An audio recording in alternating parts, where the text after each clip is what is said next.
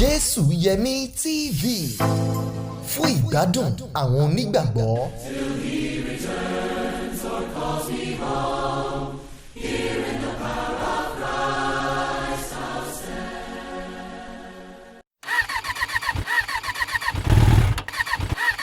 Ajé ìgbé kí ló dé tó ń laago yọ̀bọ̀ nídìí ọ̀kadà báyìí. wo ó tiẹ̀ ti wá tójú sú mi bí n bá pààrọ̀ ẹ̀yà ara ọ̀kadà fóníbàárà mi lónìí ká tó rọ́jọ́ méjì sí mẹ́ta ó tún ti bàjẹ́ padà wọ́n á tún ti rù ú dé. Alábàjọ tí àwọn oníbàárà rẹ ṣe ń gbé ọ̀kadà wọn wá sọ́dọ̀ mi láti wá túnṣe. kódà ó tiẹ̀ ti wá fẹ́ lé mi lóko gbèsè àfi bí ẹni táyé ń ṣe. Ajé ìgbé ayé kankan ò ṣe ọ́. àìmọ̀ ojúlówó ẹ̀yà ara alùpùpù ní ìṣòro rẹ̀. Ṣòróró motorcycle spare part ní ọ̀nà àbáyọ fún ẹ̀yà ara alùpùpù tí yóò ṣe déédéé bí eléyìí tó bá wá fún oríṣiríṣi ọ̀kadà bíi Bajaj, CD110, CB125, AS100, Ajwe 125, TBS àti bẹ́ẹ̀ bẹ́ẹ̀ lọ. Ṣòróró motorcycle spare part tí iléeṣẹ́ Shalin motorcycle spare part ṣe jáde ní kẹ́ ẹ béèrè fún. Ìròyìn ayọ̀ rèé fún gbogbo ẹ̀yin tẹ́ ń tún alùpùpù ṣe, motorcycle ẹ̀yin tẹ́ ń lo alùpùpù àti ẹ̀yin ọlọ́kadà tẹ́ ń fi ọ̀kadà ṣiṣẹ́ láti béèrè fún Ṣòróró motorcycle spare part. àwọn bó gan láti lè ríra. ẹ̀yin ẹ ṣáà ti béèrè fún Ṣòróró motorcycle spare part níbi gbogbo tí wọ́n bá ti ń ta ojúlówó ẹ̀yà ara alùpùpù ní agbègbè yín. torí Ṣòróró motorcycle spare part ó lálòpẹ́ ó sì fi ni lọ́kàn balẹ̀. Ṣòróró motorcycle spare part ojúlówó tó yàtọ̀ sí gbàrọ̀ gùdù.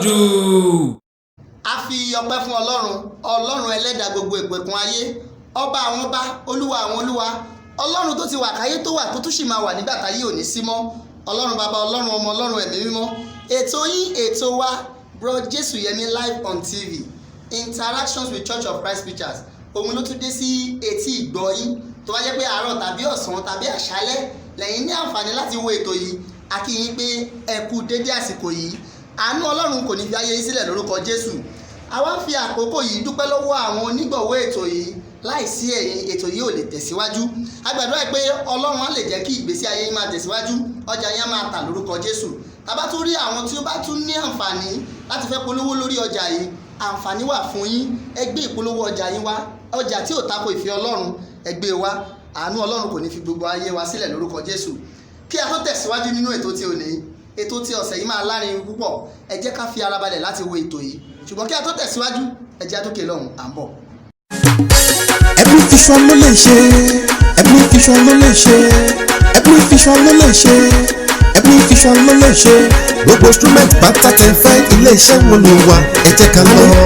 Every vision ló lè ṣe, every vision ló lè ṣe, every vision ló lè ṣe, every vision ló lè ṣe. Gbogbo instrument pátá tẹ fẹ́ ilé-iṣẹ́ wọn ló wà, ẹ jẹ́ ká lọ. Ebony Visual and Sound Store ojúlówó ilé iṣẹ́ tó ń ta public address systems, imported speakers, drum sets, keyboard, wireless microphone, guitars, conga drums, live mixer àti general electronic supplies. Tààràtà ni ẹ máa bọ̀ ní opposite ìta Balógun street Àgọ́-Òkun, Ṣàpọ́n, Abẹ́òkúta. Telephone 081-584-86002 tàbí 080-644-85865. Ebony Visual Sound Stores débẹ̀ kò confam. Ẹ káàbọ̀ padà sórí ètò. Ta ni àlejò wa ti ọ̀sẹ̀ yìí? Ta ni ìránṣẹ́ Ọlọ́run tẹ́ ẹ máa gbọ́rọ̀ lẹ́nu wọn? Ṣùgbọ́n ká tó gbé ìránṣẹ́ Ọlọ́run wá sínú ilé torí pé wọ́n ti wà nínú ilé agbára, ẹ jẹ́ ká fi àkókò yìí dúpẹ́ lọ́wọ́ àwọn onígbọ̀wọ́ wa, Maxwell Ventures, tí wọ́n ń ta spare parts ọ̀kadà. Tí ẹ bá fẹ́ ra spare parts ọ̀kadà oríṣiríṣi, ẹ lè pè wọ́n sórí aago, ẹ bá wọn dòwò pọ̀, ẹ ò dẹ̀ ní kábàámọ̀ lórúkọ Jésù. Onígbọ̀wọ́ wa kejì, Ebony Visual Sound and Stores, tí wọ́n ń ta musical instrument. Arákùnrin Ọpẹ́yẹmí Ẹnilọ́lọ́bọ̀, wọ́n ti wà fún yín tí ẹ bá fẹ́ ra any musical instrument. Ẹ pè arákùnrin Ọpẹ́yẹmí Ẹnilọ́lọ́bọ̀ sórí aago, wọ́n á dá yín lóhùn. Àánú Ọlọ́run ò ní fi yín sílẹ̀ lórúkọ Jésù. Ìránṣẹ́ Ọlọ́run tẹ́ máa gbọ́rọ̀ lẹ́nu wọn ti wà nínú ilé, wọ́n ti wà nínú ilé agbára. Ẹ wò wọ́n lápá àlàáfíà mi bí. Ìránṣẹ́ Ọlọ́run ẹ máa bọ̀ sà. Ẹ kú ojúmọ́. Báwo ni sà? Àlàáfíà ẹ ṣe gan. Báwo ni jọ́ni yìí? Adúpẹ́ fọlọ́run. Ilé ńkọ́? Adúpẹ́. Ìyàwó ńkọ́? Àlàáfíà ni. Ọmọ ńkọ́? Adúpẹ́ fọlọ́run. Àwọn ará ńkọ́? Àlàáfíà ni. Ẹ jókòó sà. Ẹ ṣe gan. Ṣé inú yín dùn láti wà lórí ètò yìí? Lọ́pọ̀lọpọ̀ inú mi dùn gan láti wà níbí. Ó jẹ́ ohun ayọ̀ fún mi. Ó jẹ́ ohun ayọ̀ fẹ́mi náà láti gbà yín lálejò. Ẹ ṣé púpọ̀ ìránṣẹ́ Ọlọ́run. Àwọn ará ilé fẹ́ mọ̀ yín, pàtàkì jùlọ àwọn tó ṣe ìgbàgbọ́ sínú ìjọ Kristi tí wọ́n ń wo ètò yìí nígbà àkọ́kọ́. Ẹ bá mi dárúkọ yín fáwọn ará ilé àti ibi tẹ́ ti ń ṣiṣẹ́ oníwàásù yín. Ẹ ṣé púpọ̀ sà. Ok, orúkọ mi ni Ọlálẹ́yẹ Joseph. mo jẹ́ ìránṣẹ́ fún ìjọ Kristi tó péjọpọ̀ ní ìlú Ìyànà Ìyẹ́sí ní Ọ̀tà nípínlẹ̀ Ògùn níbí. ẹ ṣé púpọ̀. Àlejò wa ti ọ̀sẹ̀ yìí, àlejò wa ti òní, àwọn ni arákùnrin tí wọ́n jẹ́ ìránṣẹ́ Ọlọ́run alààyè oníwàásù Joseph Ọlálẹ́yẹ tí wọ́n ń bá ìjọ Ọlọ́run tó ń péjọpọ̀ ní Ìyànà Ìyẹ́sí ní ìlú Ọ̀tà ní Ṣàngó ní Ògùn state ń bí. Agbára Ọlọ́run ò ní fi í sílẹ̀ lórúkọ Jésù. Àmín. Kí a tó tẹ̀síwájú pẹ̀lú àlejò wa, ẹ jẹ́ dókè lọ́run à ń bọ̀. wàásù ojoojúmọ́ látòrí ìtẹ́ mímọ́ wá ní látẹnu ajínrere Jésù Yẹmí tá a pàkórí ẹ̀ ní títọpasẹ̀ oníkùlùkù onígbàgbọ́ tòótọ́ padà sínú Bíbélì eléyìí tí ó máa wáyé lọ́jọ́ Sunday di Saturday láfẹ̀mọ́jú òwúrọ̀ lórí ìkànnì WhatsApp tá a wà yìí 081-324-8171 ó yá nínú Bíbélì. Ẹ káàbọ̀ padà sórí ètò. Àlejò mi tí ẹ ní àǹfààní láti wò lọ́wọ́lọ́wọ́ àwọn náà ni arákùnrin tí wọ́n jẹ́ oníwàásù ìránṣẹ́ Ọlọ́run alààyè arákùnrin Ọlálẹ́yẹ Joseph tí wọ́n ń ṣiṣẹ́ pọ̀ pẹ̀lú ìjọ agbègbè tó ń péjọpọ̀ ní Ìyànà Ìyẹ́sí ní Ọ̀tà ní ìlú Ṣàngó ní Ògùn state wá ń bí. Àlejò mi ẹ kú ìjókòó sà. Ẹ ṣeun púpọ̀. Lọ Joseph báwo lè ṣe ń ṣe ẹwú bẹ́ẹ̀ ṣe ń dán. Oore ọ̀fẹ́ Ọlọ́run ni o. Oore ọ̀fẹ́ Ọlọ́run ni. Ẹ fún mi lórí ọ̀fẹ́ yẹn sà. Gbogbo wa náà là ń jàǹfààní oore ọ̀fẹ́ yìí. Níwọ̀n ìgbà téèyàn bá ti wà nínú Kristi. Ẹ ṣé púpọ̀. Níwọ̀n ìgbà téèyàn bá ti wà nínú Kristi oore ọ̀fẹ́ yẹn wà ń bẹ̀. Arákùnrin ọmọ ìlú wo ni sà? Mo jẹ́ ọmọ bíbí ìlú Ìbòrò ní ìjọba ìbílẹ̀ Yewa North. Ibẹ̀ ni àwọn ẹbí wa ti wá. Ṣùgbọ́n ìlú Èkó la bí mi sí. Ìlú Ìbòrò yẹn sà, ṣé mi ò mọ ìlú yẹn gangan. Wọ́n ti máa ṣe ìyàmì màṣá yìí ni àbí ṣé under Ògùn state náà ni Ìbòrò yẹn wà? Abẹ́ Ògùn state ni ó jẹ́ ìlú kan tó yẹ pé lábẹ́ Yewa pàápàá ó wà nínú máàpù wa nílẹ̀ Nàìjíríà. Ẹ bá kúrò ní Ìbòrò lẹ máa lọ sí Ìmáṣà yìí. Lẹ́yìn Ìbòrò ní Ìmáṣà yìí wà. Ṣùgbọ́n abẹ́ Yewa North àpapọ̀ wọn bí wọ́n wà lábẹ́ ìlú Ayétòrò ni. Ọmọ agboolé wo ni sà? Ọlálẹ́yẹ ẹ bá ti sọ pé ọmọ ilé owó yẹlé. Ọmọ Ọlálẹ́yẹ ló máa pè fún. Ọmọ ilé owó yẹlé ẹ káàbọ̀ lẹ́nu. Olókè Ìbòrò. Olókè Ìbòrò ẹ ṣe. Báwo lẹ ṣe kàwé arákùnrin wa? Ìwé mo lọ síléèwé alákọ̀ọ́bẹ̀rẹ̀ nígbà yẹn tọ́wọ́ ẹ̀ ò bá tétí ò ní wọlé ìwé. So àwa ti darúgbó sílé kó tó di wọ́n gbà wá sí school ní local government primary school ní ìlú Adó-Odò. Nígbà tí mo kó mẹ́rin mo lọ sí secondary school bíi mẹ́ta ni mo lọ. St. Stephen Comprehensive mo ka form 1. Wọ́n ní mo mọ̀wé díẹ̀. Wọ́n ní mo mọ̀wé díẹ̀. Mo wá lọ sí wọ́n fún mi ní transfer lọ sí Asarudeen College ní Surulere Randall Avenue. Mo wà ńbẹ̀ tí mo dé 4 kí nǹkan kan tó tún wá gbé mi kúrò ńbẹ̀ padà sí Ìbòrò. So mo wá ṣetán bẹ́ẹ̀ yẹn mo lọ sí Ẹ̀gbádò Technical Institute ní Ìbòrò yẹn náà. Mo ṣetán ní 1997. Ní ọdún 1999 mo tún rí admission sí ilé ẹ̀kọ́ gíga Yunifásítì ìpínlẹ̀ Èkó. Ṣùgbọ́n bákan kò sí ipá púpọ̀ so mi ò lè ṣe tán níbẹ̀ yẹn. Ṣùgbọ́n nítorí pé ó bá ti rí bẹ́ẹ̀ yẹn á wá ọ̀nà wo ló kù. Báwo ló tún ṣe lè ṣe àfi diversify sáwọn ọmọ mi káàkiri títí di ìlà délé ni. Títí di ibi tẹ́ ẹ dé lónìí. Arákùnrin wa a bá sọ̀rọ̀ nípa àwọn oníwàásù tí Ọlọ́run gbà fún nílùú Ògùn state tí ọ̀rọ̀ Ọlọ́run dáńtọ́ lẹ́nu wọn ẹ wà lára wọn. Mo gbé Ọlọ́run ga fún ìgbésí ayé yín ṣùgbọ́n mo wá rò pé báwo lẹ ṣe gbé lifestyle yín láti kékeré títí di ìgbà tí ẹ bá Jésù pàdé torí mo ní interest nínú lifestyle yín bóyá lifestyle yín make sense àbò owó díẹ̀ mo fẹ́ mọ̀ sá. Ok ẹ ṣe inú ilé ta ti jáde. Ok sá. Ó jẹ́ ilé tó ṣe pé lóòótọ́ a máa ń sọ pé à ń sin Jésù. Ìjọ Methodist ni bàbá mi ń lọ. Ibẹ̀ làwọn náà dẹ̀ gbọ́njú mọ̀. Ohun tí a máa ń ṣe nígbà náà bá ti jí láàárọ̀ kan náà ń gbàdúrà. Wọ́n ní. À ń gbàdúrà Olúwa bàbá tí ń bẹ ilé ọ̀run. A ní Bible verse ta máa ń kà nítorí a bí ọmọkùnrin kan fún wa fẹ́ ọmọkùnrin kan fún wa. Ibi tó yé wa mọ nígbà yẹn nìyẹn. Inú ìjọ Methodist mo wà títí mo fi kúrò ní Adó-Odò lọ sí ìlú Èkó.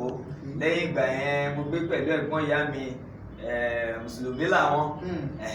Ní inú òye ọmọdé tèmi gbà ibi tí mo mọ̀ mọ́ ni mo ṣe mọ́ mi ìlọ́bi kankan ṣùgbọ́n gbà tó tó àsìkò kan ẹ̀gbọ́n ìyá mi yẹn bẹ̀rẹ̀ sí ní ṣe àìlera wọ́n tẹ̀ jẹ́ pé alájà ni wọ́n mùsùlùmí ni wọ́n ní wọ́n máa gbé wọn lọ chọ́ọ̀chì kan wọ́n á tẹ̀lé wọn lọ chọ́ọ̀chì yẹn gbà yẹn Mountain of Fire and Miracle Ministries wọ́n ṣẹ̀ṣẹ̀ bẹ̀rẹ̀ ìjọ yẹn gbà yẹn Daniel Olúkọ̀yà ni founder wọn mo máa ń tẹ̀lé wọn gbogbo ohun tó ń ṣe bẹ́ẹ̀ ni mo máa ń rí mo sì rí àṣírí wọn dáadáa mo ṣe bíbẹ̀ ni màá dúró ṣùgbọ́n bákan láti inú ìjọ Methodist mo dé Mountain of Fire nígbà tó yá mo lọ CAC nígbà tó yá ṣùgbọ́n títí tó fi tó àkókò tí Ọlọ́run fẹ́ fi òye ìfẹ́ hàn mí nígbà tí mo wá sí ìbòrò tí mo wá gbé lọ́dọ̀ àbúrò bàbá mi wọ́n jẹ́ oníwàásù nínú ìjọ Kristi ìjọ Kristi wà nínú ọgbà wa ní ìlú Adó-Odò ṣùgbọ́n nígbà yẹn gẹ́gẹ́ bí ọmọdé mo nífẹ̀ẹ́ sí nǹkan tọlọ́run gan mo fẹ́ràn ọ̀rọ̀ Ọlọ́run Jòhánù orí kẹta ẹsẹ̀ 16 àrẹ́sẹ̀ pa ló jẹ́ ṣùgbọ́n kì í ṣe fẹ́ràn wọn tó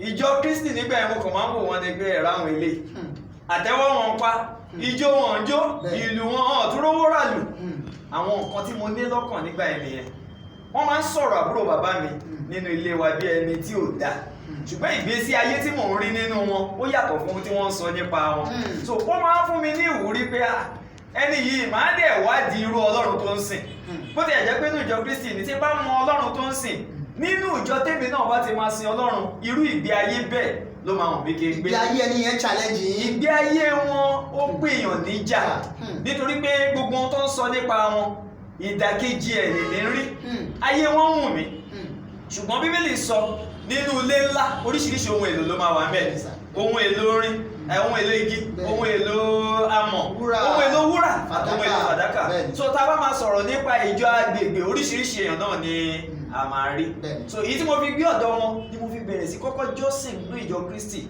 mo jẹ́ bí ọmọ ọdún 19 nígbà náà so gbogbo ohun tó bá ní ká ṣe la máa ṣe abẹ́ wọn ni mo wà bẹ́ẹ̀ ni mo ṣe títí mo tún fi padà kó lábẹ́ wọn lọ sékòó wá admission oríṣiríṣi tàbídàgbà ó tó di pé mo lọ sáwọn ìjọ káàkiri ìjọ Redeem mo tiẹ̀ mo jìnnà níbẹ̀ yẹn gan títí di àkókò kan tí mo fi wá rí pé tó bá jẹ́ ti òtítọ́ ọ̀rọ̀ Ọlọ́run àwọn ìjọ tí mo ti lọ yẹn wọn ni nítorí mo ń ka Bíbélì ọ̀pọ̀lọpọ̀ nǹkan ni mo sì ń rí bẹ̀ tí mo rí pé ó yàtọ̀ fún tí Ọlọ́run sọ sí ohun tí àwọn ń ṣe. ó yàtọ̀ sí nǹkan tí Ọlọ́run sọ nǹkan tí ohun tí àwọn ń ṣe. ó yàtọ̀ fún ohun tí Ọlọ́run sọ. ìpèníjà yẹn ló wá mú mi pinnu pé màá wádìí kí ni òtítọ́ Ọlọ́run àti ọ̀nà wo lèèyàn lè gbà fi òtítọ́ yẹn sin Ọlọ́run. ó gbà mí ní ọdún 7 màá máa lọ sọ́dọ̀ àbúrò bàbá mi yẹn àwọn ìbéèrè tí mo béèrè láwọn ọjọ́ tí mo ti kúrò ní kọ̀ọ̀kan pàápàá jùlọ ìjọ Redeem mo rí àṣírí wọn mo mọ ọ̀tún wọn mo mọ òsì wọn mo mọ àpáàdé àtàlùdé wọn ọ̀pọ̀lọpọ̀ àwọn tá a pè ní top pastors yẹn mo ti bá sọ̀rọ̀ wọn á ní ohun tó bá ní ká ṣe mo nípò bẹ́ẹ̀ ẹni tó mú mi wọ Redeem nípò èmi náà dẹ̀ nípò ṣùgbọ́n mi ì rí ìdáhùn sáwọn ìbéèrè yẹn nígbà tí mo bẹ̀rẹ̀ sí lọ ọ̀dọ̀ àbúrò bàbá mi yẹn gbogbo ìbéèrè tí n bá kọ dání wọn ò ní lọ sóko wọ́n á fún mi ní ìdáhùn láti inú ọ̀rọ̀ Ọlọ́run sí ìkọ̀ọ̀kan àwọn ìbéèrè yẹn ibẹ̀ ni mo ti bẹ̀rẹ̀ sí ṣàṣàrò pé ó láti jẹ́ pé ìgbé ayé tí mo rí wọn tán gbé nígbà yẹn dájúdájú nǹkan rere kan wà ńbẹ̀ tí mo tún sì lè mú látara. ẹ ṣé púpọ̀ tí a bá wá sọ wípé bí ọdún mélòó ń sìn báyìí tẹ́ ẹ ti bá Jésù pàdé ọdún wo pàtó lẹ ní àǹfààní láti bá Jésù pàdé.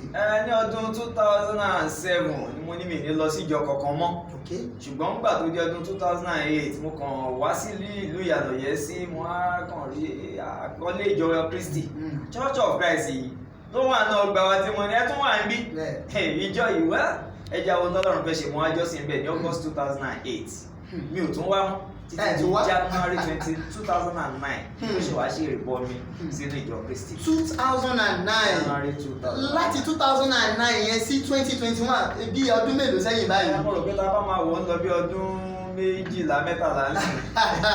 ẹ ṣé púpọ̀ mo lérò wípé ẹ̀ ń gbádùn àlejò mi arákùnrin ìránṣẹ́ Ọlọ́run oníwàásù Joseph Ọlálẹ́yẹ tí wọ́n ṣiṣẹ́ pọ̀ pẹ̀lú ìjọ agbègbè tó ń péjọpọ̀ ní Ìyànà Ìyẹ́sí ní ìlú Ọ̀tà ní Ṣàngó l'Ógùn State ń bí kí a tó tẹ̀síwájú pẹ̀lú àlejò mi ẹjẹ́ àdókè lọ́hùn à ń bọ̀.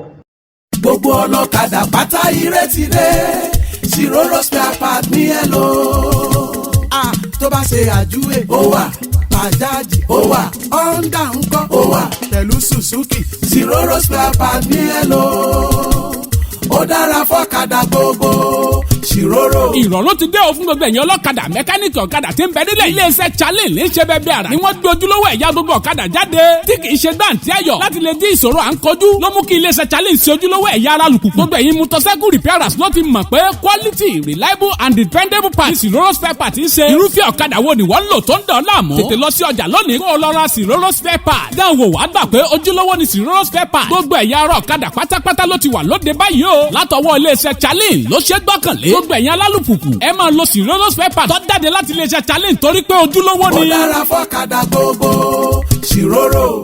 ẹ káàbọ̀ padà sórí ètò mo lérò wípé ẹ gbádùn ìránṣẹ́ ọlọ́run alààyè tẹ́ tún gbọ́rọ̀ lẹ́nu wọn lẹ́tàárọ̀ arákùnrin Joseph Ọlálẹ́yẹ ó gbà wọ́n ní ọdún 7 láti fi mọ òtítọ́ kí wọ́n tó gbàgbọ́ sínú ìjọ Kristi bíbélì sọ pé ẹ wádìí ohun gbogbo dájú kẹ́sì di èyí tó dára mú ṣinṣin arákùnrin wa agbára ọlọ́run ò ní fi sílẹ̀ lórúkọ Jésù ó gbà yín ní ọdún 7 kẹ́ ẹ tó mọ òtítọ́ ẹ ṣe ìrìbọmi ní 2009 láti bí ọdún 12 sí ọdún 13 ẹ ti wà nínú ìgbàgbọ́ sí ìrìn àjò oníwàásù yín tẹ́ fi jẹ́ oníwàásù ìjọ Kristi ní ṣókí báwo ló ṣe bẹ̀rẹ̀.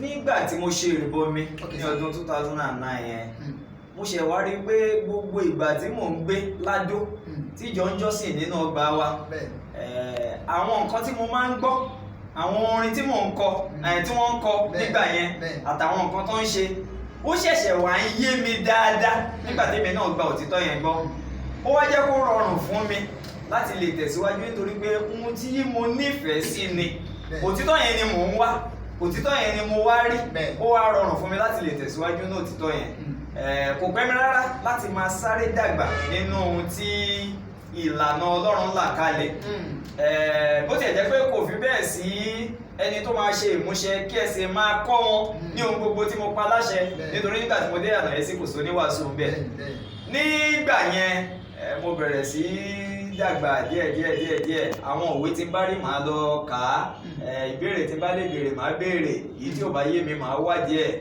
ṣùgbọ́n nígbà tá a máa fi rí bí oṣù 6 nínú ìjọ Kristi Yànàyẹ sí mo ti ń kẹ́kọ̀ọ́ bí oṣù 6 ọ̀yànjú ní ẹ̀yìn oṣù 3 ni mo ti ẹ̀ṣẹ̀ kọ́ àkọ́kọ́ ó dàbí ẹni pé ìgbà tí mi ò tí ì gba òtítọ́ yẹn àtàwọn nǹkan tí mo ti mọ̀ tẹ́lẹ̀ nípa ìjọ Kristi àtìgbà tí mo tún gbé ọ̀dọ̀ àbúrò bàbá mi wá ràn mí lọ́wọ́ nígbà tó jẹ́ ọdún 2010 ní ìjọ Yànàyẹ sí pinnu pé àwọn gbọ́dọ̀ lò ní wàásù àwọn dẹ̀ gbọ́dọ̀ bẹ̀rẹ̀ prósẹ́sì iṣẹ́ yẹn ọdún 2010 wọ́n pinnu gbà yẹn pé àwọn máa kọ̀wé síta a bẹ̀rẹ̀ sí í ṣe ìgbà tí mo débẹ̀ mo rí pọ̀pọ̀lọpọ̀ kan kò ń ṣe bó yẹ kó wà kan ló wà tábà tí ẹ wo de èèyàn àti ìwọ̀nba òye tí mo ní kì í ṣe bó ṣe yẹ kó rí nìyẹn so iṣẹ́ yẹn fi bẹ̀rẹ̀ ní late 2010 yẹn ni arákùnrin kan kàn tiẹ̀ wá bá mi òun wòye pé ìjọ Ìyànàyẹ sí ń wá oníwàásù bó tiẹ̀ jẹ́ pé òun kà sí pé mi ò tí ì pẹ́ nínú ìgbàgbọ́ ó ní òun rí mi bí ẹni tó ti lọ ọdún 10 sẹ́yìn nínú ìgbàgbọ́ òun dẹ̀ ń wò pé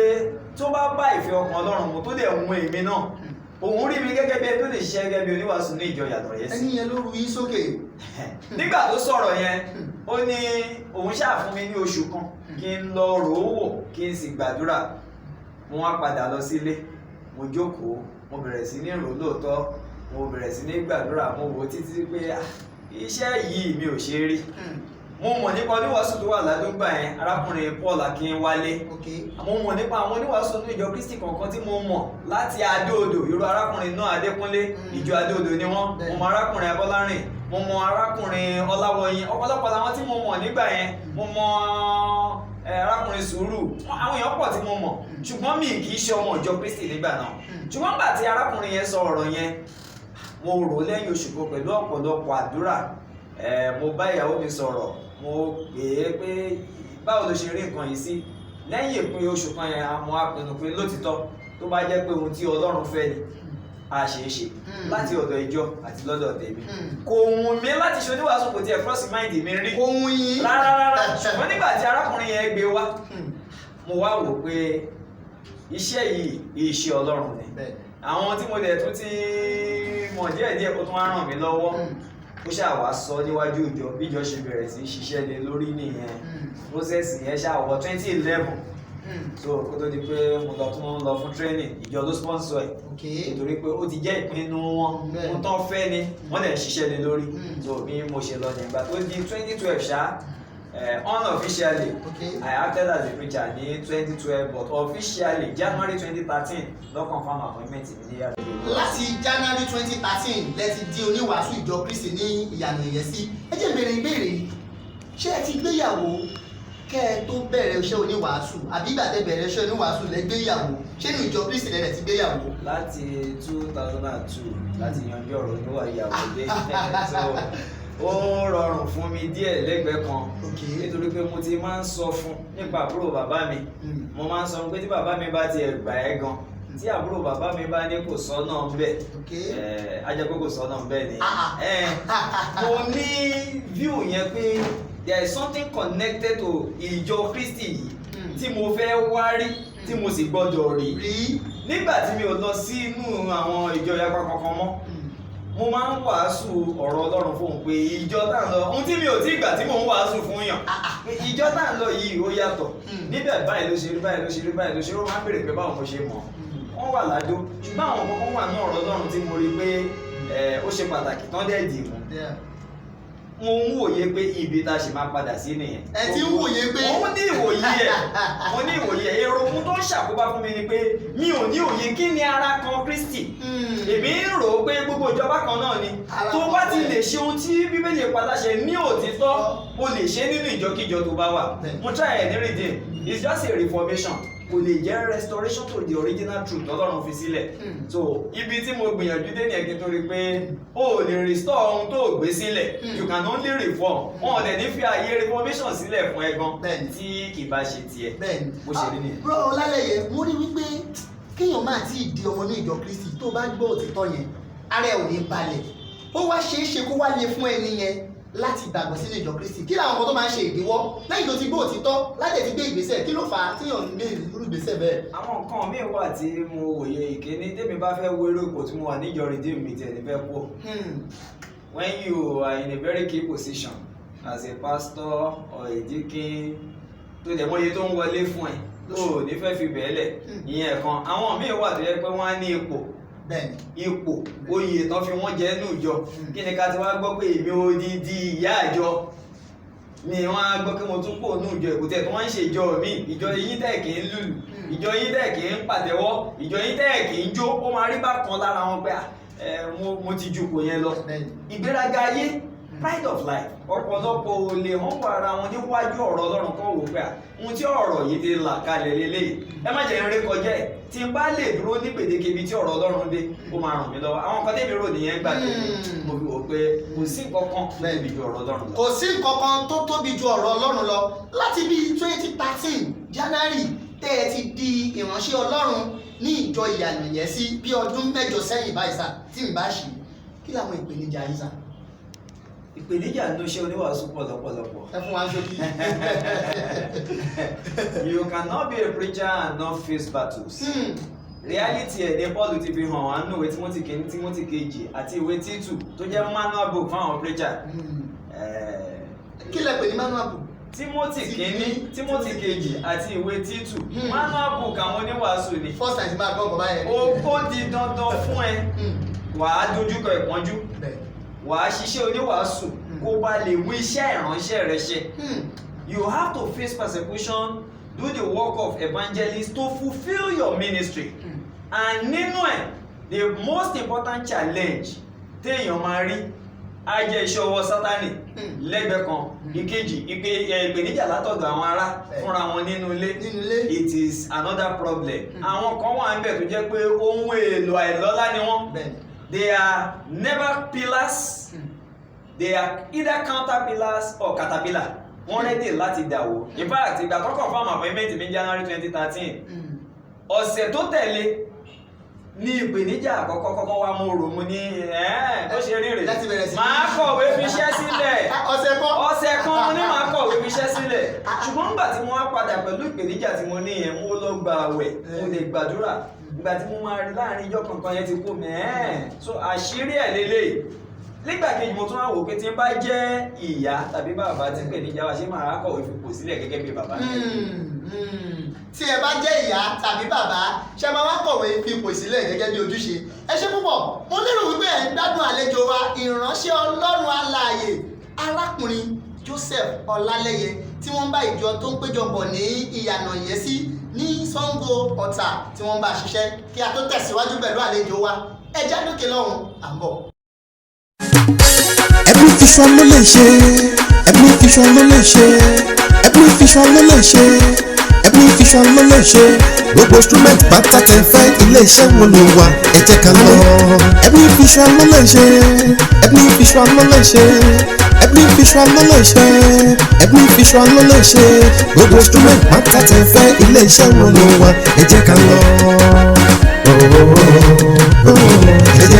Ebony Visual and Sound Store ojúlówó ilé iṣẹ́ tó ń ta public address systems, imported speakers, drum sets, keyboard, wireless microphone, guitars, conga drums, live mixer àti general electronic supplies. Tààràtà ni ẹ máa bọ̀ ní opposite ìta Balogun street Àgọ́-Òkú Ṣàpọ́n Abẹ́òkúta. Telephone 081-584-86002 tàbí 080-644-85865. Ebony Visual Sound Stores débẹ̀ kò kàn.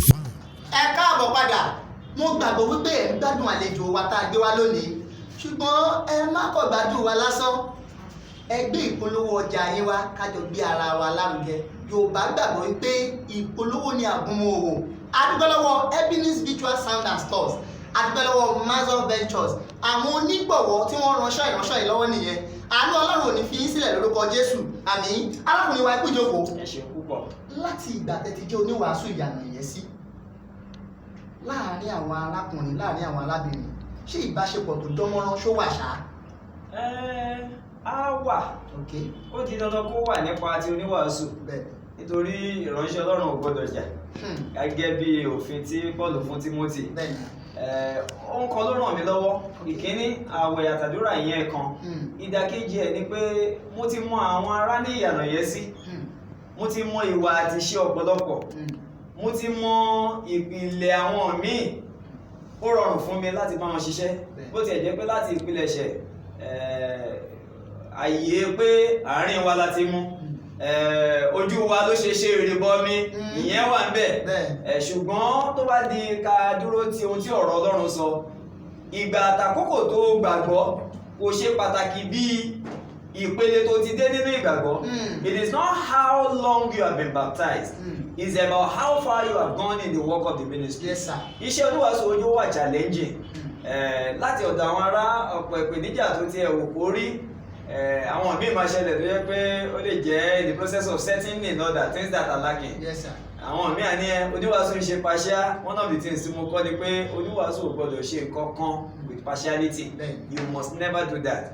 Àwọn lè sọ bẹ́ẹ̀ ṣùgbọ́n èmi ń láti prove láti fi hàn pé I'm not doing anything by partiality. Láti ìbẹ̀rẹ̀ pẹ̀pẹ̀ the challenge of oníwàásù òfin mi ṣiṣẹ́ wọn ò jẹ́ ṣe lé wọn ò jẹ́ ìyẹn wà ń bẹ̀.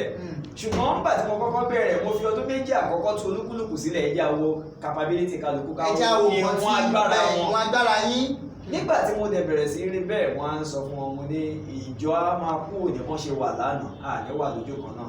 Mo sì rántí arákùnrin kan sọ nǹkan kan nígbà tó di ọdún kejì ó tún tún ọ̀rọ̀ yẹn ọdún kìíní yẹn náà ni nígbà tó confirm appointment mi ó ní nísìnyí àti ní oníwàásù ó ní is going to step on toes kí gbogbo wa múra ṣùgbọ́n nígbà tó máa tó bí oṣù kẹjọ oṣù kẹsàn-án lọ́sọ́dún kan táwọn kankan bẹ̀rẹ̀ sí ṣẹlẹ̀ ó ní òun sọ fún yín pé he will step on toes nítorí pé ohun tí ó wà in order he will bring it to order so àwọn ìpèníjà yẹn wà ń bẹ̀ kò dúró but Ọlọ́run fún wa lórí ọ̀fẹ́ láti lè manage ara wa it's all about managing it. There are times even when you are right as a preacher wà á tún farada wọn á ní ṣebí wọ́n ní bàbá wa wọn náà ló máa farada. ṣebí wọ́n ní bàbá wa wà á farada fún wa ni ìyàwó ní ìyàwó yín kan sí iṣẹ́ oníwàásù yìí ṣé wọ́n wà supportive ṣá. wẹ́ láti ilẹ̀ kó tó di pé mo gba iṣẹ́ yẹn nígbà tí arákùnrin yẹn tẹ̀ ti tọ́ka ẹ̀ báyìí mo ti sọ báwo ló ṣe rí sí mo dẹ̀ rí pé ohun mo dẹ̀ tọ́ka ẹ̀ pé kì í ṣe iṣẹ́ oníwàásù ń ṣe iṣẹ́ olùṣọ́ àgùntàn ọjọ́ kò ń ṣiṣẹ́ pásọ̀ kì í ṣe ètò mọ̀ mi tí mo ti ń ṣe tẹ́lẹ̀tẹ́lẹ̀ nínú denomination mo lè lo talent mi o n bá fún Ọlọ́run kan mo lè twist ẹ̀ sọ́nà mẹ́wàá fún wọn I don't have the mind to deceive people but òdodo tó wà ń bẹ̀ ni wípé mo ní ìfẹ́ láti sin Ọlọ́run so ó rọrùn láti wá translate irú tí mo ní yẹn síbi pẹ̀lú òun náà títí nìsín She has always been supportive. Okay. She understands the dangers, the challenges. Akókó mọ̀ gbogbo aláàtìmọ̀ pé tí oníwàásù olówó lórí. So kò ń ṣiṣẹ́ tó jẹ́ pé you are going to get millions of naira. Ohun tí mò ń gbà nígbà tí mo wà ń rìn díẹ̀ mi gbọ́dọ̀ sọ pé tabadi divide 2% ẹ̀ ni mo fi bẹ̀rẹ̀ nínú ìjọ Kristi. 2%. But the work, the desire to work is always there. Ẹ ṣe pọ̀ sá, kí lorúkọ ìyàwó yín sá? Arábìnrin Victoria Abọ́sẹ̀dé Ọlálẹ́yẹ. Arábìnrin Victoria Abọ́sẹ̀dé Ọlálẹ́yẹ, àánú Ọlọ́run ò ní fi sílẹ̀ lórúkọ Jésù. Arákùnrin wa, ohun ilẹ̀ ń dán yìí, tẹ́ ń wá òkè yìí, ẹ gba sálárì tẹ́ ń gbà níbi ní ìjọ Kristi. Ṣó níṣẹ́ kan tẹ́ fi ń ránṣẹ́ ìránṣẹ́ yín lọ́wọ́ àbí ìyàwó yín ń ránṣẹ́ ìránṣẹ́ yín lọ́wọ́ tó jẹ́ kí ara rọ̀ yín nínú iṣẹ́ ìránṣẹ́ yìí? Kí iṣẹ́ wo lè ń ṣe? Wá nídìí iṣẹ́ ìránṣẹ́ ara kò sì gbà kó o tiẹ̀ sígbà kan tára rọ̀ yàn. Ṣùgbọ́n gẹ́gẹ́ bí Pọ́ọ̀lù, iṣẹ́ yẹn ni priority. Ìjọ náà ti gbé yẹ̀wò lọ́pọ̀lọpọ̀ ìgbà wọn ni àwọn ò lè ní kó níwàásù àwọn máa ṣiṣẹ́ torí àwọn ò lè gbé ẹrù ẹ̀. The burden of a preacher cannot be taken by a local congregation, no matter how much they do. Òdodo tó wà níbẹ̀ ni pé ìkíní oore ọ̀fẹ́ Ọlọ́run ni. Tí o bá ṣe ti Ọlọ́run, kò sí bí Ọlọ́run ò ṣe ní ṣe tiẹ̀. Bí o bá ṣe ti Ọlọ́run, Ọlọ́run náà ṣe tiẹ̀. Nínú iṣẹ́ yẹn, mo ní àwọn òye iṣẹ́ míì tí mo kọ́. Kì í ṣe pé mo rí lè kọ́ wọn náà pàṣẹ. But from my technical school time and so many other aspects mo dive sí. I work with a construction company. Mo mọ electrical. I know how to paint, plumbing. Mo ní idea àwọn iṣẹ́ ọwọ́ lóríṣiríṣi tó jẹ́ pé kódà mo ti ẹ̀ ṣe fáwọn míì gan lọ́fẹ̀ẹ́. But painting tí n bá ṣe máa ń gbowó lórí ẹ̀. Lọ́wọ́lọ́wọ́ báyìí náà ṣe ń ṣe? Mi ì fi bẹ́ẹ̀ ráyè nítorí pé tó bá fẹ́ lọ ṣe painting wàá kò lágbègbè tiwa ìwà jáde lọ. Àwọn ibi tíṣẹ́ gidi wà, you have to travel as far as Lagos East láti ṣiṣẹ́ láti rí owó gidi. Irú àdúgbò táwa wà mentality wọn ni pé tó bá kọ́lé tó bá lọ kunlé ẹ̀ wọ́n á ní olówó. Ẹni tó kọ́lé ṣé kò lówó ló kọ́lé ní. So lẹ́yìn yẹn we grew up as farmers. My father did piggery. Mi ò lówó tilẹ̀ fi ṣe piggery, bẹ́ẹ̀ ni mi ò láyè ẹ̀ tó wà nílẹ̀ lọ́dọ̀ wa káàkiri. Ṣùgbọ́n ìyàwó mi náà ló tún tì mí pé òun tiẹ̀ láìkí ẹja sísìn. Àwọn ní èwo ń tẹ́lẹ̀ jáde gbogbo àwọn nǹkan bẹ́ẹ̀ yẹn ó ṣáàmù títí èmi ṣe poultry rí, mo ṣe adìyẹ. But when you don't have the capital enough, it's capital intensive. Tó o bá dẹ̀ lówó tó fẹ́ fi ṣe ó máa nira láti ṣe. So wàhálà ilẹ̀ tó pọ̀ mo rí kó tún dí iṣẹ́ yìí lọ́wọ́, mo yà tó fi yẹn náà sẹ́gbẹ̀ẹ́. Nígbà tó wá sọ̀rọ̀ ẹja yẹn mo ti ẹ̀ wo títí pé ìgbà tó yá ńjọ́ kan tó kàn lọ rẹ ẹja níwọ̀nba mo sínú drum mo ṣáà ń fọ́lẹ̀ mi ò mọ̀ mi ná ìdí ẹ̀. Ṣùgbọ́n mo lárákùnrin kan tó ń ṣe mo ṣáà tún yẹn náà wò ó ní àárọ̀ fún ní ta lọ́ra yìí. Ìgbà tó yá ó ra bíi 30 fún wa. A ṣáà bẹ̀rẹ̀ sí sìn a sì ní tó majority. Màá lọ ilé ẹ̀ máa béèrè àwọn ìbéèrè kankan lọ́wọ́ ẹ̀. Mi ṣe pick interest nínú fishing yẹn and bí eré mo bẹ̀rẹ̀ sí ṣiṣẹ́ yẹn mo ṣe bí 100. Oúnjẹ tí máa fún èyí tí máa bí lọ bèrè pé oúnjẹ wo ni màá fún mi ní bèrè màá lọ ṣe mi ní sọ fún títí mo fi bẹ̀rẹ̀ sí ṣe mo á bẹ̀rẹ̀ sí ní better idea. So nísìn mi ò ní àyè fún pond but mo ní àwọn tanks tí mo fi ń ṣe ẹja. Ìyẹn ran iṣẹ́ yẹn lọ́wọ́. Ẹ̀kọ̀ọ̀kan tí iṣẹ́ painting bá yọ tí ò bá nígbà àsìkò mi I do them. Àwọn arákùnrin náà máa ń pè mí sí iṣẹ́. Gbogbo àwọn kan tí ẹ fi ń ránṣẹ́ ìránṣẹ́ yín lọ́wọ́ nìyẹn. Ọlọ́run á túbọ̀ jẹ́ kí ó máa lọ síwájú sí dáadáa lórúkọ Jésù. Arákùnrin wa pẹ̀lú òye tẹ́ ẹ ní nínú ìjọ ìyapa àti nínú ìjọ Kristi nìsín, ṣé òye ìjọ ìyapa yẹn ṣó ránṣẹ́ ìránṣẹ́ yín lọ́wọ́ nínú ìjọ Kristi? Lọ́pọ̀lọpọ̀. Ìjọ ìyapa kì í ṣe ìjọ gẹ́gẹ́ bí orúkọ ẹ̀ ìyapa ni. Àdúrà tí Kristi gbà ní pé kí gbogbo wọn bá lè jẹ́ ọ̀kan. Nígbà tí Pọ́ọ̀lù náà sọ ní kí olúkúlùkù wọn kán ní inú kan náà síra kí ìyapa má ṣe sí láàrin yín. Ìyapa ni wọ́n ń ṣe ìjọ kan ṣo ló wà. Àgbékalẹ̀ ẹ̀mí kì í ṣe ìjọ ni. Òdodo tó wà ń bẹ̀ ni pé ó ràn mí lọ́wọ́ lọ́pọ̀lọpọ̀. Background knowledge ohun tí mo ti nípa ọ̀pọ̀lọpọ̀ àwọn ọjọ́ yẹn ó máa ń fún mi láǹfààní láti lè sọ̀rọ̀ kọjá ẹnu tí bá ń wàásù.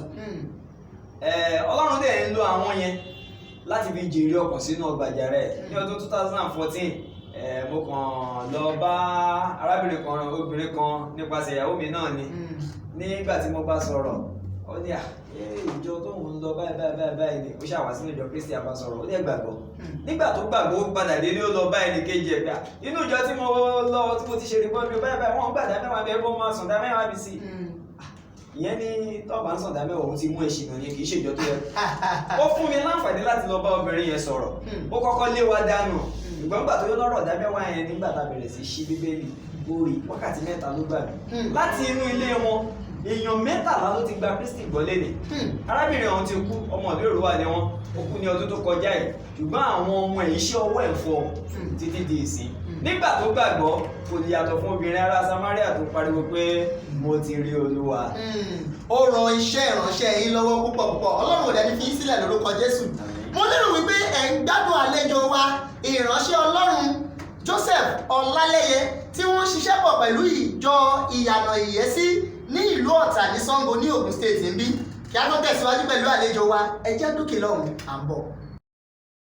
Ọpẹ́ olóore àdá ìdátán ni ká dúpẹ́ lọ́wọ́ ẹ̀yin èjìká tí ò jẹ́ káṣọ ó bọ́ lọ́rùn wa ni fún àtìlẹ́yìn yín ní gbogbo ìgbà a dúpẹ́ o pẹ̀lú bá a ṣe ń tan ìyìnrere Jésù káàkiri a ò ní pàdánù ilé ológo lórúkọ Jésù ẹ túbọ̀ máa bá wa gbọ́ kẹ́ẹ̀sì máa fi ránṣẹ́ sógun lọ́gbọ̀ àwọn èèyàn láti máa jàǹfààní Jésù ní gbogbo ìgbà pẹ̀lú àtìlẹ́yìn yín a nígbàgbọ́ o pé a ó tún ṣe jù báyìí lọ dáadáa sí ẹ ṣé o a mọ̀ ọ́ lóore láti ọ̀dọ̀ ajínrere Jésù Yẹmí Olúwatósìn sínú ìjọ ti Kristi Church of Christ Kínta Ìdí Àbá Lábẹ́òkúta tí wọ́n ṣagbátẹrù rẹ̀ ẹ ṣeun. ẹ káàbọ̀ padà sórí ètò mo gbàgbọ́ wípé ẹ̀ ń gbádùn àlejò tá a gbé wá sórí ètò lónìí ìránṣẹ́ Ọlọ́run Ọlálẹ́yẹ Joseph tí wọ́n ń bá ìjọ Kristi tó ń péjọpọ̀ ní Ìyànà Ìyẹ́sí ní ìlú Ọ̀tà ní Ṣàngó ní Ògùn State ń bí agbára Ọlọ́run ò ní fi í sílẹ̀ lórúkọ Jésù sà. tí a bá wò dáadáa sà iṣẹ́ ìránṣẹ́ yín tó fi dé ibi tó dé lónìí àwọn èèyàn kan gbọ́dọ̀ jẹ́ igi lẹ́yìn ọgbà yín tí wọ́n ràn yín lọ́wọ́ pé tí wọ́n ń fún yín lọ́rọ̀ àmọ̀ràn máa lọ àwà lẹ́yìn ẹ̀ mo fún yín ní àǹfààní bóyá bíi 2 bí 3 ẹ dárúkọ wọn kẹ́ ẹ dúpẹ́ lọ́wọ́ wọn sà.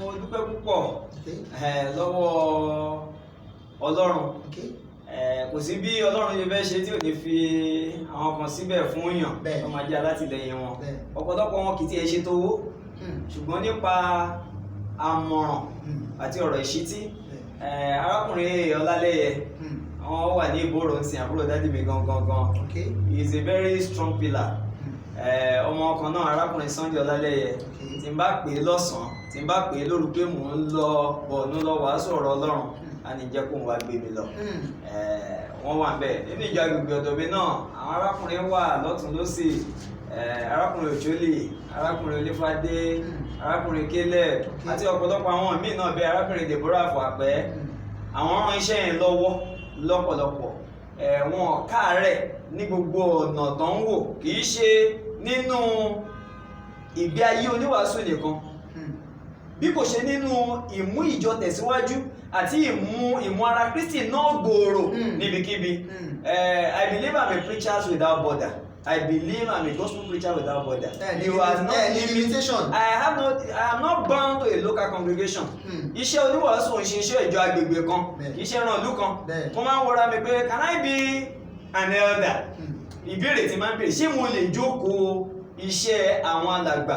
Kì í ṣe pé ṣé mo lè ṣiṣẹ́ wọn, ṣùgbọ́n ṣé mo lè jókòó ẹ̀ nítorí pé màá lọ káàkiri. Àwọn yẹn ní ìgbàgbọ́ nínú iṣẹ́ yẹn pé oníwàásù ò gbọdọ̀ jókòó síbi kan. Mo ń fi àkókò yìí dúpẹ́ lọ́wọ́ wọn. I really appreciate them. They have been very supportive of that work. Dúpẹ́ lọ́wọ́ ìyàwó yìí. Kò sí bí ṣe máa sọ eégún lálá kẹ́yìn ìgbàlẹ̀. Òpó ni ọ̀wọ́n ni. There are times I travel. Àwọn ọmọ nìkan ló máa wà nílé. Nígbà tí mo lọ train ní Ìbàdàn for 1 whole year full time ni mo lọ ṣe náà. She was there caring. Maneuvering to cover all aspect.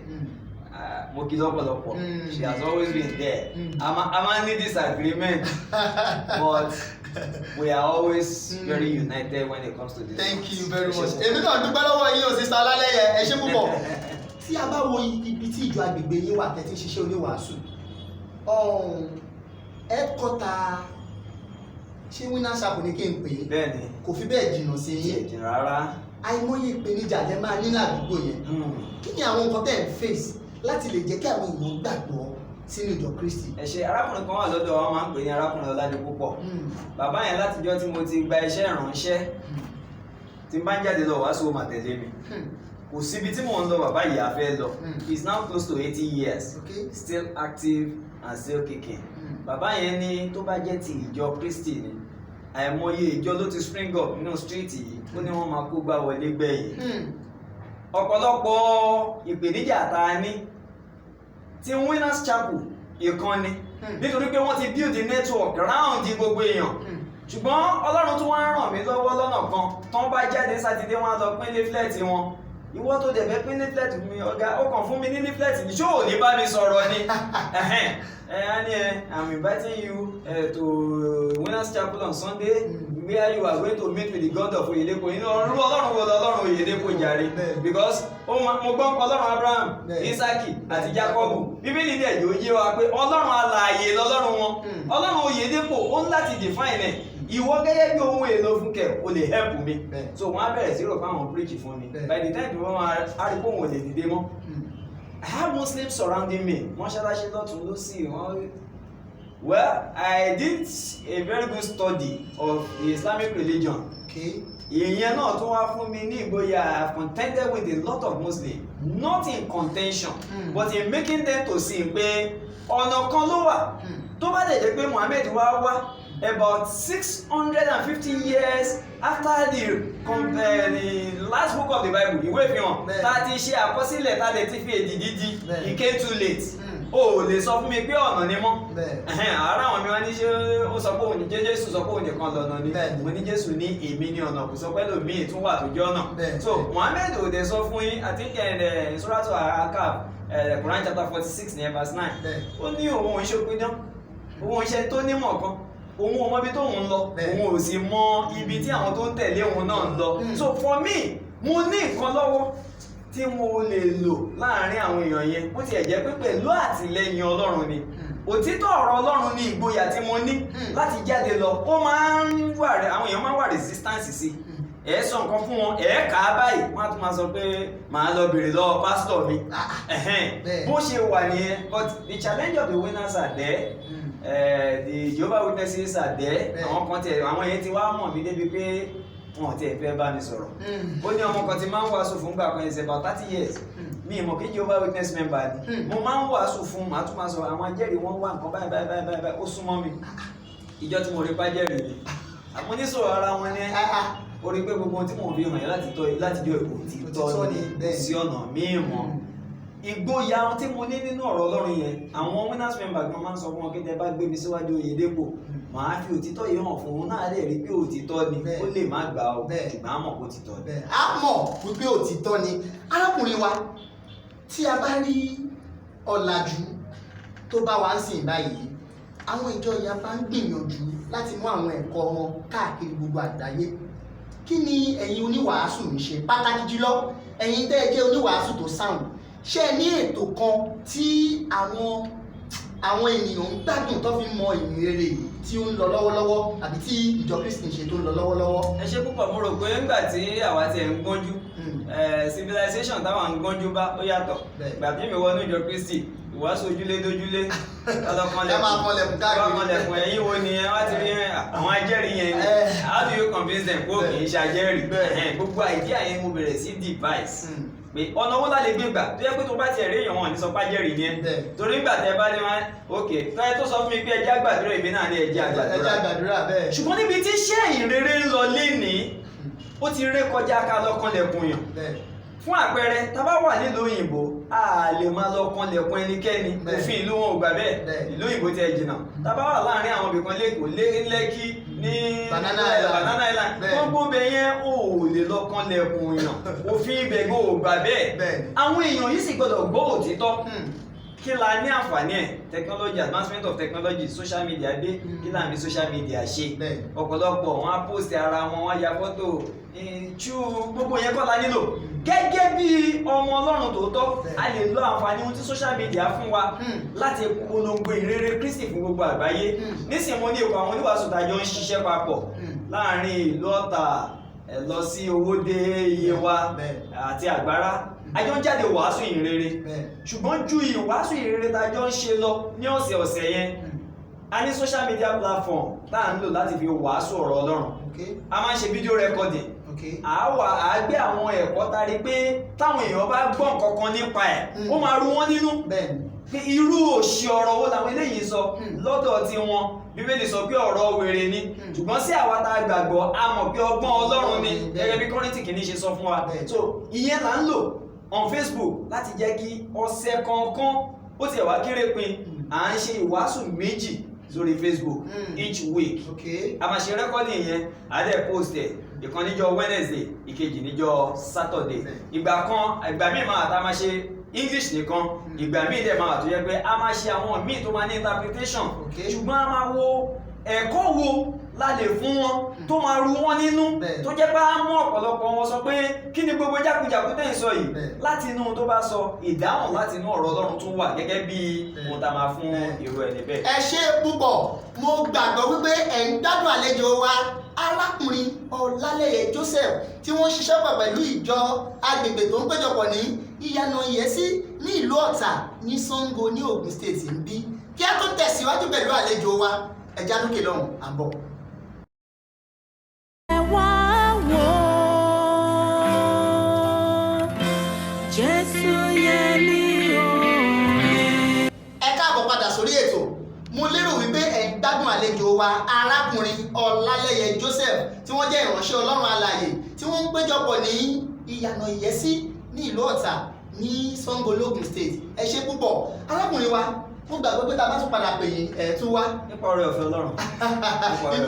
arákùnrin wa ní táwọn bá tún padà pé àwọn àwa ẹ ṣé púpọ̀ ẹ bá mi gba àwọn ará ní ìyànjú tó ń wo ètò yìí àwọn kan wà wọn kì í ṣe ọmọ ní ìjọ Kristi àwọn kan dẹ̀ wà ọmọ ní ìjọ Kristi ni wọ́n kí ni ọ̀rọ̀ ìyànjú yín fún àwọn ìpele èèyàn méjì yìí. ẹ ṣeun fún àwọn tí wọn ò tí ì mọ ọ̀nà yìí tí wọn ò sí nínú ìjọ Kristi màá sọ fún yín léde pé ìjọ Kristi ni ọkọ̀ ìgbàlà lénìí nígbà tí mo wà níjọ Methodist lọ́dún náà mi mọ̀ pé mo ṣì ń bọ̀ aṣalábàápàdé ọmọ rẹ́fúrẹ́ǹdì wa nígbà yẹn ó wà ní ìjọ Kristi lénìí àjọ wà ní ìjọ agbègbè ní Ìyànà Ìyẹ́sí ni Bíbélì ti jẹ́ ó yé wa ara kan ló wà òun sì lórí fún ara yẹn ara sì ní ìjọ tó o báyìí tí ì sí nínú ìjọ Kristi ó lè dẹ́ni ìgbàlà kò sí ìjọ tatọwọ́ èèyàn kankan gbé kalẹ̀ tó máa mú ìgbàlà wá fún èèyàn nítorí pé kò sórúkọ míì lábẹ́ ọ̀run tá a fi fún èèyàn tó mú ìgbàlà wá tó yàtọ̀ forúkọ Jésù Kristi so òun láti wá kó ṣe ìgbọ́ràn ká sì yàn ẹkún ìjọ yẹn ní ọkọ̀ ìgbàlà ní ọjọ́ èdè yìí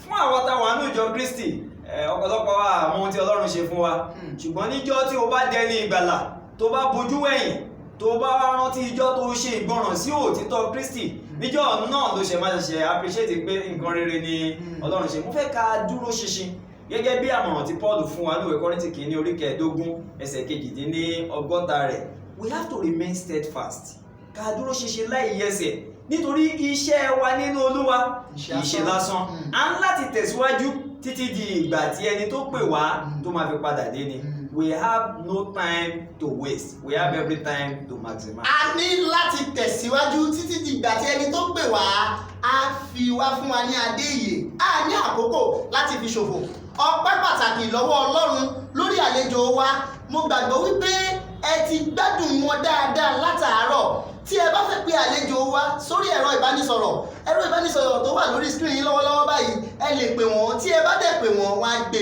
ẹ ò ní gbé sà Ọlọ́run máa gbé ẹ ṣé púpọ̀ adúpẹ́ lọ́wọ́ Ọlọ́run agbára Ọlọ́run ò ní fi yín sílẹ̀ inú mi dùn pé ẹ wá sórí ètò lónìí tí ẹ bá máa padà sí Ṣàngó àgbàdo àìpé alú àti àbọ̀ yín ayọ̀ ló máa já sí lórúkọ Jésù tẹ bá délé ẹ bá mi kí sista Ọlálẹ́yẹ ẹni bro Jésù yẹ mí ń kí wọn àti àwọn ọmọ yín ẹ ṣé púpọ̀ ọpẹ́ pàtàkì lọ́wọ́ àwọn tí a jọ ṣe ètò tòní láti orí ọ̀gá wa pátápátá Mr. Ọlárẹ̀wájú Àìná tí wọ́n ní Àìná Media ẹ ṣé púpọ̀ àjọṣepọ̀ òní bàjẹ́ ọpẹ́ pàtàkì lọ́wọ́ àwọn tí a jọ ṣe tó fi láàrin látòrí sista Désọlá àwọn ní makeup artist wa sista Fèyíkẹ́mi Ṣógẹ́kẹ́ àwọn ní sẹ́tìmá ní lóyè ní sẹ́tìmá ní kábẹ̀pẹ̀ ẹ ṣé púpọ̀ broda Táyé adúpẹ́ púpọ̀ lọ́wọ́ yín a jọ wà nínú ilé agbára bíbá yìí sista Wúrà Ọlá àwọn ní